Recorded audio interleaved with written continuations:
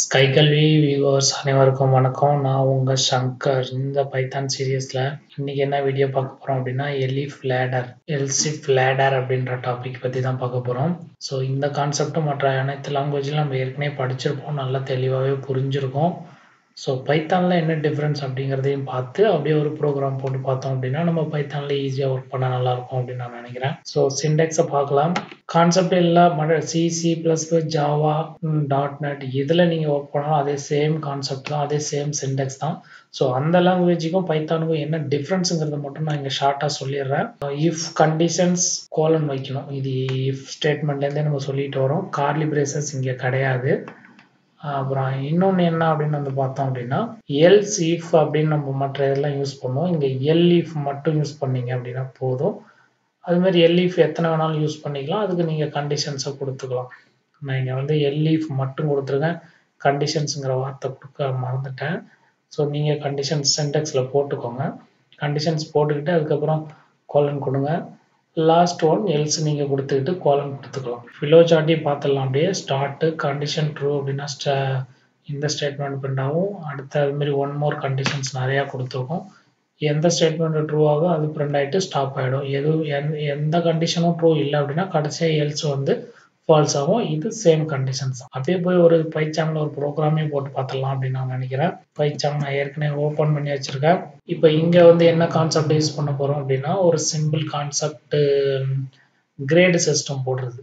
GRD அப்படின்னு சொல்லிட்டு into input enter your grade அப்படின்னு முதல்ல வாங்கிக்கிறோம். இந்த கிரேடு அவங்க எதில் வராங்க அப்படின்றத நம்ம இங்கே போட்டு பார்க்க போகிறோம். நம்ம எத்தனை வேணாலும் போட்டுக்கலாம்.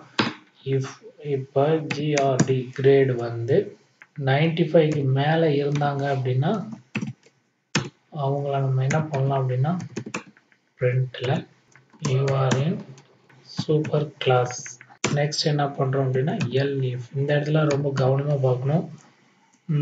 எல்ஸ் இஃப் அப்படின்னு நம்ம கொடுப்போம் மற்ற லாங்குவேஜில். இங்கே எல்இஃப் மட்டும் கொடுத்தா போதும், ஸ்பேஸும் தேவையில்லை, சேர்ந்த மாதிரி ஒரே வேர்டு மாதிரி தான் கொடுக்கணும். அங்கே மற்ற லாங்குவேஜில் எல்ஸ் இஃப் அப்படின்னு தனித்தனியாக கொடுப்போம், ஸ்பேஸ் கொடுப்போம்னு நினைக்கிறேன். இங்கே ஜாயின் பண்ணி ஒரே இதாக கொடுத்தா போல. கண்டிஷன்ஸ் வழக்கம் போல் நமக்கு என்ன வேணுமோ அதே கொடுத்துக்கலாம். இங்கே வந்து நம்ம என்ன பண்ணுறோம் அப்படின்னா கிரேட்ஸ் ஈக்குவல் ஒரு 75க்கு மேலே அண்டு போட்டுக்கிறேன். கொஞ்சம் கரெக்டாக யூஸ் பண்ணணும் அப்படின்னா GRD less than equal 94 அப்படின்னு ஒன்று கொடுக்குறேன். ஏன் அப்படின்னா 95க்கு மேலே வேணால் சூப்பர் கிளாஸ்ன்னு கொடுத்துறோம் இல்லையா. 94க்கு கீழே 75க்கு மேலே இருந்தாங்க அப்படின்னா அவங்க ஃபர்ஸ்ட் கிளாஸ் அப்படின்னு நம்ம சொல்லலாம் இல்லையா. யூஆர் இன் ஃபர்ஸ்ட் கிளாஸ் அப்படின்னு சொல்லிக்கலாம் இல்லையா. இங்கே பிரிண்ட் ஸ்டேட்மெண்ட்டில் வந்து நம்ம கோலன் கொடுக்கக்கூடாது. கடைசியாக எல்லா கண்ட்ரோல் ஸ்டேட்மெண்ட்லையும் உள்ளது தான் இருக்கும் எல்இஃப். ஸோ இங்கே என்ன பண்ணுறோம் அப்படின்னா GRD greater than equal 50க்கு மேலே and grade less than equal 75 அதிகபட்சம் வரும்னா அவங்க 74 அப்படின்னு கொடுத்துருவோம். இது கொடுக்குறனாலும் வரும், இருந்தாலும் துல்லியமாக கொடுக்கறதுக்கு இவங்களை வந்து யூஆர் இன் சேம் கிளாஸ் அப்படின்னு சொல்லலாம் இல்லையா. இன்னொரு எல்இஃப் வேணாலும் நம்ம யூஸ் பண்ணலாம், எத்தனை எல்இஃப் வேணாலும் நம்ம யூஸ் பண்ணிட்டு போயிட்டே இருக்கலாம். இப்போ நான் என்ன சொல்கிறேன் அப்படின்னா 35க்கு மேலே அப்படின்னு கொடுத்துக்கிறேன். அண்டு 49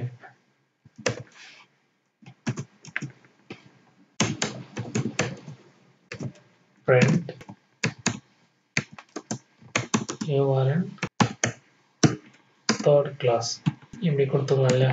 எல்ஸ் கடைசியாக வந்து எல்ஸ் அப்படின்னு கொடுத்துக்கிட்டு இவங்க இதில் எதுலையுமே வரல அப்படின்னா print you are no rank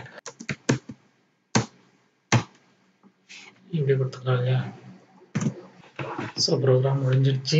ஒரு வாட்டி ரிவ்யூ பார்த்துக்கலாம். இப்போ என்ன பாருங்கள், ஃபஸ்ட்டு ஒரு கிரேடு வாங்குகிறோம், அந்த கிரேடு வந்து பார்த்தீங்க அப்படின்னா 95க்கு மேலே இருந்துச்சு அப்படின்னா சூப்பர் கிளாஸ் அப்படின்னு பிரிண்ட் ஆகணும்.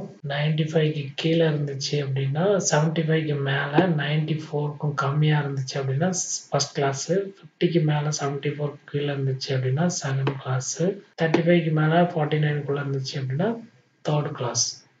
அப்படி 35 கம்மியாக இருக்காங்க அப்படின்னா அவங்க வந்து நோ ரேங்க் அப்படின்னு கொடுத்துடலாம்.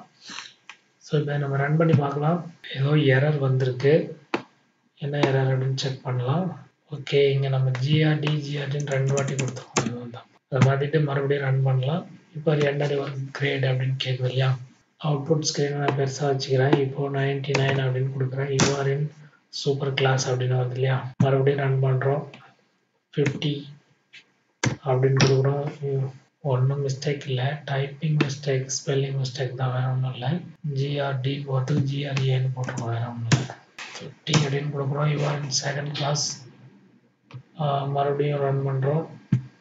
தேர்ட் கிளாஸுக்கு வந்து நம்ம ஒரு 40 அப்படின்னு கொடுக்கலாம். தேர்ட் கிளாஸ்னு வரும். நோ ரேங்க் வரணும் அப்படின்னா 22 அப்படின்னு கொடுக்குறோம். 35 கீழே கொடுத்தோம் அப்படின்னா நோ ரேங்க் அப்படின்னு வரும். ஓகே, இந்த மாதிரி எல்சிப் இங்கே ஒரு விஷயம் நீங்கள் கவனிச்சிங்க அப்படின்னா இந்த எல்சிப் ரொம்ப சூப்பரான கான்செப்ட். நீங்கள் அந்த எல்இஎஃப் உங்களுக்கு எத்தனை தேவைப்படுதோ அவ்வளோ கண்டிஷன்ஸ் கொடுத்துக்கிட்டு போயிட்டே இருக்கலாம். இதுக்கு வந்து எண்டே கிடையாது. கடைசியாக எல்ஸை கொடுத்து முடிச்சுக்கலாம். ஸோ இதுதான் எல்சிப் லேடர் அப்படின்னு சொல்லுவாங்க. ஸோ ஓகே, இந்த வீடியோவில் எல்சிப் லேடர் நல்லா புரிஞ்சிருக்கும் அப்படின்னு நான் நினைக்கிறேன். நான் அடுத்த வீடியோவில் இன்னொரு டாப்பிக்கோட உங்களை சந்திக்கிறேன். நீங்கள் புது வியூவர்ஸாக இருந்தீங்க அப்படின்னா கண்டிப்பாக சப்ஸ்கிரைப் பண்ணி ஸ்கை கல்விக்கு ஆதரவு கொடுங்க. மீண்டும் அடுத்த வீடியோவில் சந்திக்கிறேன். நன்றி.